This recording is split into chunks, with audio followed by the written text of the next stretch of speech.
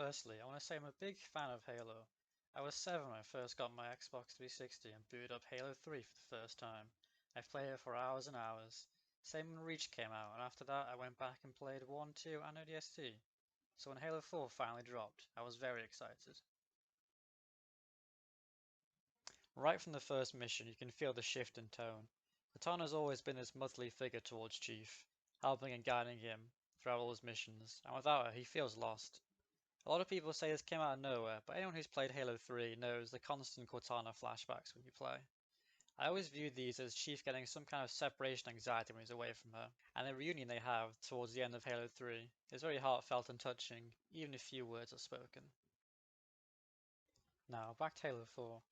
This feeling and connection they have is amplified right from the start. The first cinematic with Cortana sitting down, holding herself. She's almost giving off human body language as if she's cold, scared, and lonely. Contrast how we normally see her standing tall and strong, with the only exception when she was held captive by the Gravemind. Her face when she's scanning the ship's hull and statistics looks worried and frantic, eager to wake up the Chief. After Chief is awake, we get the first dialogue exchange. It starts quite normal like we're used to. Just Chief and Cortana bantering before it's straight back to business into combat mode. Even still, slightly more dialogue than we're used to. In the past, not a lot of dialogue would ever be spoken between the two.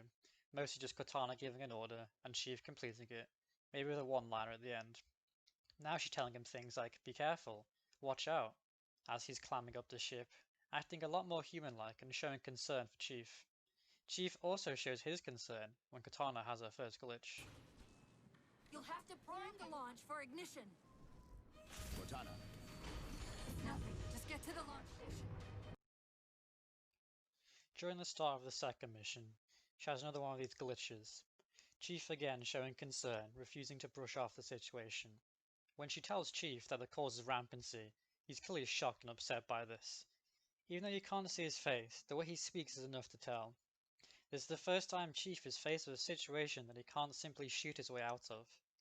He's frantically grasping at straws like Halsey as a way to cure a condition, and with Cortana responding with her iconic quote, Don't make a girl a promise you can't keep. These small moments are sprinkled in between gameplay. Each time, Chief is more concerned, frantically trying to get back to Earth to save her. Though the Didact's appearance and the Covenant threat escalating, their story gets put on the back burner slightly, as Chief is left to do what he does best, killing aliens. However, this comes back to the forefront when Cortana is on the bridge of the Infinity. I will not allow you to leave this planet! Cortana. Del Rio is quick to point out that Cortana is a malfunctioning AI. This is clearly proven true when she has her outburst, sending shockwaves out across the bridge. Afterwards, she comes across like a child who did something wrong, apologizing over and over. I didn't mean to. I didn't mean to do that. She's even sounding scared at the thought of her being destroyed and retired. Thankfully, Chief steps in and we get another iconic line. Please, I don't want to. Give me that chip. The Didact has to be stopped. If you won't do that, I will. I am ordering you to surrender that AI! No, sir. This is unheard of from the Chief, as UNSC is quite literally his life, and for him to defy them for Cortana shows how much he cares for her. I know it because the emitter's Rayleigh effect is disproportionate to its suggested size. I know it because its stellar cycle is more symmetrical than that of an actual star. But for all that, I'll never actually know if it looks real. If it feels real. Afterwards, in the next cutscene, the cracks in Chief start to show. Even though Chief is 40, he's at the emotional level of a teenager. He's unable to process the idea of Cortana dying, or even getting replaced. As he repeatedly reloads his gun over and over, and Cortana giving a heartfelt speech about being human.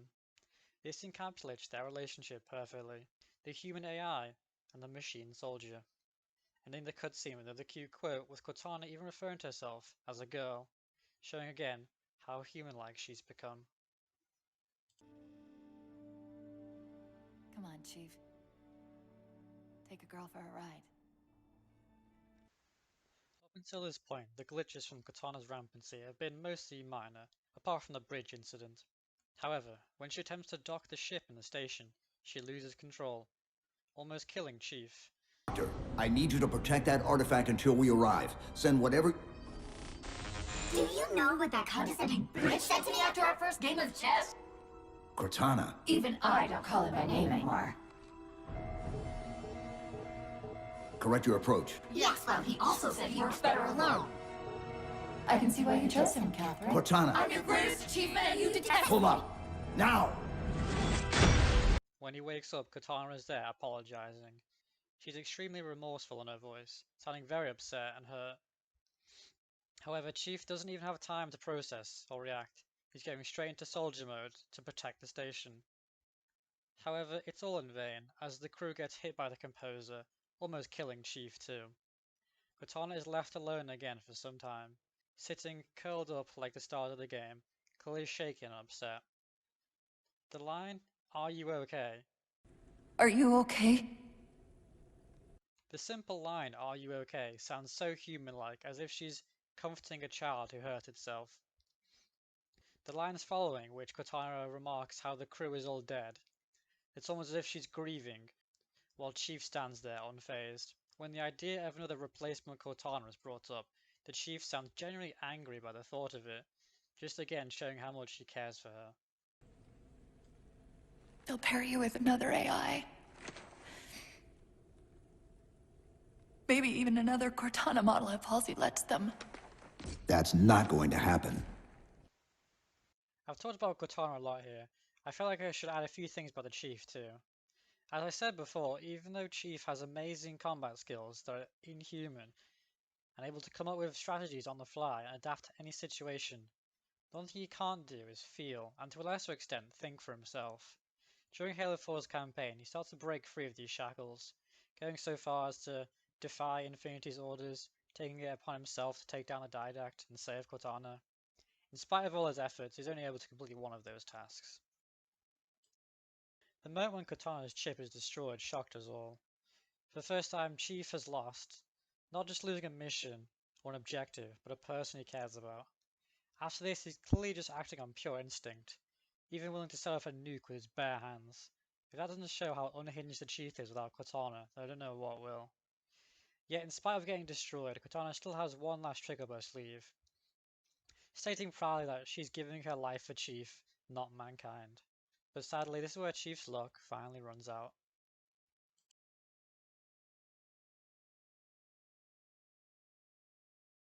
The final interaction they share is so bittersweet.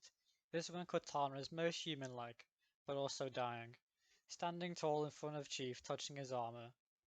When she tells him he can't go with him this time, you can feel how shaken Chief is, unable to form proper sentences other than just saying no. Cortana even calls him by his name, John, something that's rarely ever said. John. Referring to him by this name is the final step to humanizing John, but he must go through this process alone. It's bittersweet that this is the most human he's ever been. Thankfully, he's not all alone, as in the last bit of the game, he's confronted by Lasky and he reassures him, even following up by removing his armor at the end of the game. The armor that's been his identity for so long, taking it off and breaking free of the shackles placed on him by the UNSC. John has finally become human. Thank you for watching my first video.